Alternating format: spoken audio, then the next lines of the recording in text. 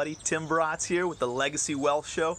This is the initial launch episode of the Legacy Wealth Show. Super pumped to be here with you guys.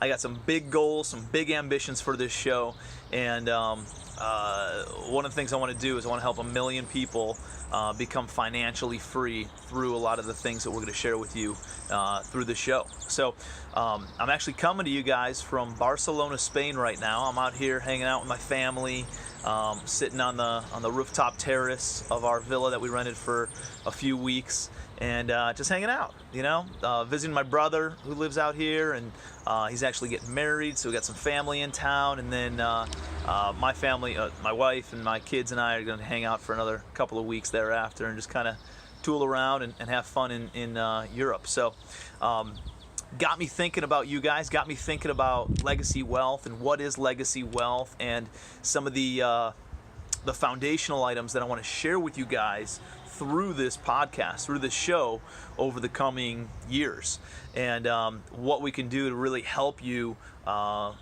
reach that next level and become financially free, and a lot of the strategies and stuff that we're going to share with you guys. So I thought, where do we start with this whole thing? And I was thinking, well, let's define what legacy wealth is. And so I looked up legacy, and I defined that, and I looked up wealth, and I defined that. And legacy is an amount. I'm reading my notes right now. Legacy is an amount of money or property left to someone in a will. Okay, so it's treasure that's passed down to heirs. Wealth is an abundance of valuable possessions or money. So if you put those two things together, it's passing down money, property, possessions to your heirs, and not only a little bit of it, but an abundance of it. And legacy wealth, a lot of people talk about legacy wealth. I think it means a lot of different things to different people. And to me, it's not about the possessions necessarily. It's not about the money. It's not about the property. A lot of you guys know me as a real estate investor and an entrepreneur. I own a bunch of apartment buildings, commercial real estate property, and have built that legacy wealth for my family. We have a portfolio a little over $200 million as of the date that I'm recording this. And my kids, they're going to get a sizable amount of property and a sizable amount of wealth when I pass away, right? The thing though is it's not that important to me to pass along things to my children. It's more important to me to pass along the knowledge. I think true legacy, true wealth is gained in giving the knowledge on how to build wealth, on how to build treasure, on how to build property and possessions. And if you teach somebody how to fish, they can go fish, feed them for a lifetime, right? Rather than give them a fish, feed them for a day.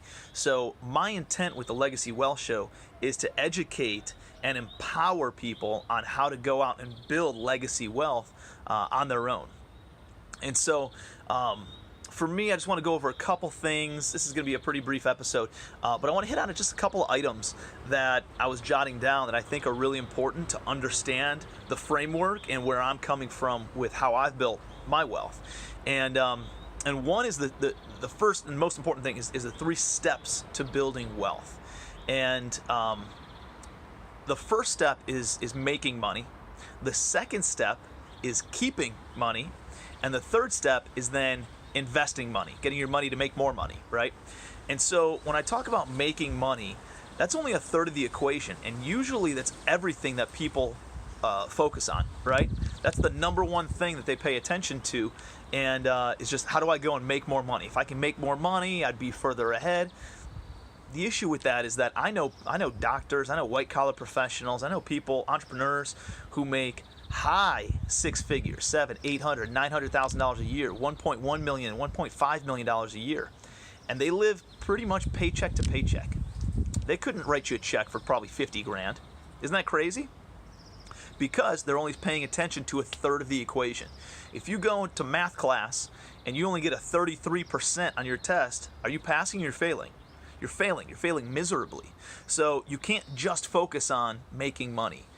Now we're going to talk about making money here. We're going to talk about how to increase your income, how to boost your resources, how to create multiple streams of income, and achieve higher value for yourself, so that way the market then responds with a higher value in what they're willing to pay for you, your thoughts, your efforts, your activities. So number one is making money. Number two is keeping money. Once you make money, that's great, but again, these other doctors, white-collar professionals, entrepreneurs that I know, they're not very good at keeping their money. As soon as the money comes in, the money usually goes out. And it's very, very difficult to build wealth that way. So I'm not saying to have live below your means. You can have a pretty nice life. You're making $900,000 a year and still stash away quite a bit of cash on your own. And even if you're not good, you need to be good at keeping money. So we're going to talk about ways on how to keep money. We're going to talk about, I'm planning on bringing on CPAs, tax strategists, financial advisors, and all sorts of different people on help educate us on how to keep money as well as make more money, which I'll get into in a second here. But they'll be able to help us create a budget. A couple things that I've done to help create a budget and realize I'm spending frivolously on stupid stuff that I don't need to be spending on. And I've gone through all three of these steps personally. So I was making some money, ended up joining the private clubs, and there's definitely purpose for some of that stuff if it can create a yield and some sort of return on your time, return on your investment. But I was spending money on stupid things that I shouldn't have been spending money on. Instead of stockpiling my cash, I was super broke, ended up paying for gas with the coins in the cup holder of my car in 2012. Ended up having to borrow money in order to make the minimum payment on my credit card because I only had $76 in my bank account. My credit card was maxed out at $25,000. And it was a tough place to be in, but it educated me significantly on the importance of being a good steward of capital and not just spending frivolously on stupid stuff when I don't have the money and the means and the residual and the passive income coming in on a recurring basis. Can't do that, right? So we're going to talk a lot about how to keep money from a tax strategy, from a personal finance strategy in your business, how to trim the fat in your own personal business, all those different things that you have going on, and so that way you can stockpile more money of your own for step number three. Step number three is investing money, getting your money to make more money for you. So that way you're making money even when you're not at work. I'm talking to you from Barcelona, Spain right now. And today is, it's the beginning of May. Today's actually the 1st of May. I think this episode will come out in the next couple days here. I have revenue coming in from my business today with me not even being there because I've created a source of business and I've invested my money into things that make more money for me and into businesses that work whether I'm there or not. So we'll be talking a lot about how to invest your money. Well, we'll be talking a lot about real estate because that's what I'm very, very familiar with and what I'm very confident with. I've looked at a lot of different asset classes and things. I like real estate. It works well for me. That doesn't mean it's going to work for everybody. For whatever your goals, your ambitions, your long-term plays are, right? So because of that, I plan on bringing on insurance experts to talk about how you can make some residual income and recurring income with insurance, and maybe bring on a financial advisor, maybe bring on a venture capitalist and some other asset classes to talk about how to invest in some other businesses, so that way you're familiar and you're aware of what's available and what's out there. So I'm really, really fired up to talk about all three of those things, and also help you guys get educated on the difference between an asset and a liability. So assets are things that put money in your pocket, right? I understand that an accountant might take a look at a car or your own primary residence and say that's an asset. On the books, on the accounting books, that is an asset. Problem is, you're taking money out of your pocket to pay for that every single month. So in my mind, that's a liability. So the difference between assets, the difference between liabilities, assets are things that put money in your pocket every single month. Liabilities are things that take money out of your pocket every single month. And one of the things that we're going to be talking about is, one, building up your assets so that way you have residual income, so that way you have passive income, recurring revenue coming in on a regular basis, that cash flow and mailbox money that we all talk about and want and love, right? So we're going to talk about how to get that by buying assets that produce more income. Then you can use that income, the cash flow that it generates, to go and buy the liabilities, right? The other thing that we're going to talk about is how to take those liabilities and turn them into assets. I'll give you a couple quick examples. One is my office. I've been looking for an office for my own company, my management team, my investment staff, and thought about buying my own place and just having a single unit. And then I thought, why not buy a bigger building, utilize a couple of the spaces, and then rent out the rest of it. And then I'm taking something that would have fallen in that liability category, I'm turning it into an asset for the business. And so now I bought a 9-unit office building, renovated it, forced appreciation, created some equity in the property by the sweat equity that we were willing to put in, utilized 2 of the 9 units, the other 7 of them rented out, and generate enough revenue to cover all the operating expenses, all the debt service, and put some cash in my pocket every single month. And I have free office space.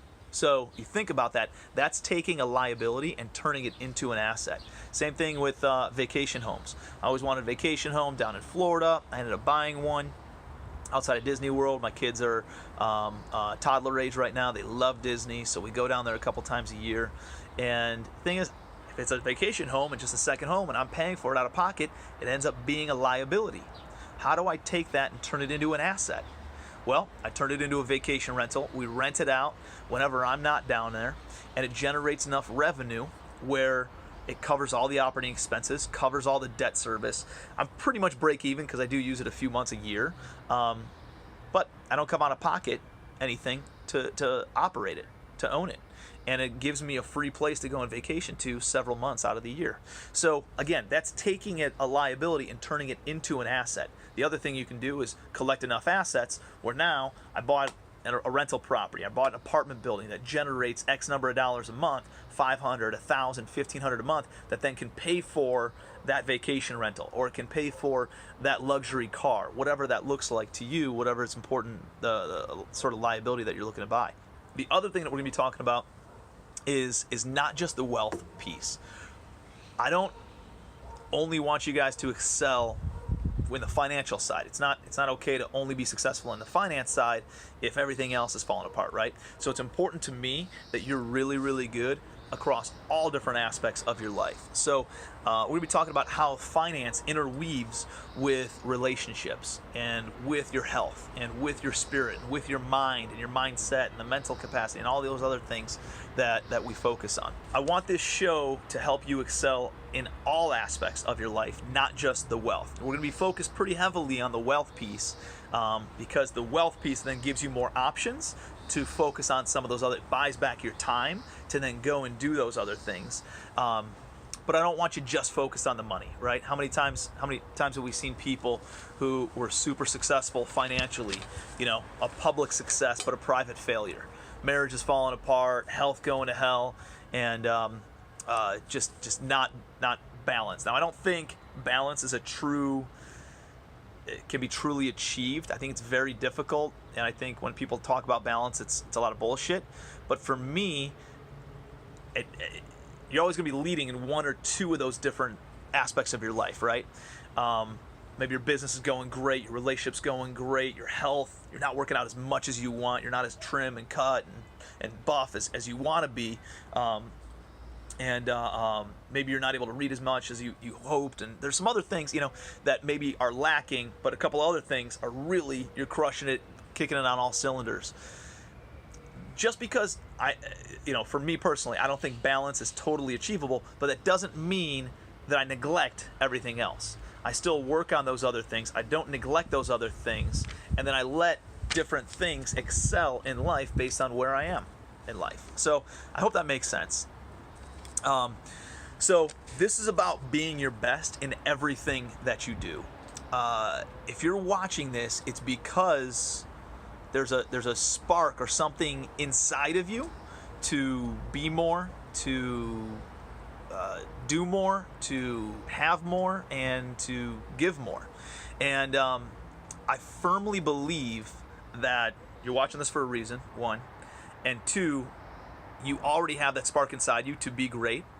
And I think when you have the ability to be great, you have the responsibility to be great to society, to your community, to your family, and to yourself. And so my goal is to help you be the greatest that you possibly can be.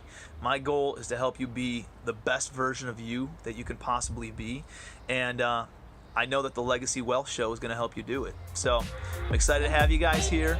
Welcome to the Legacy Wealth Show.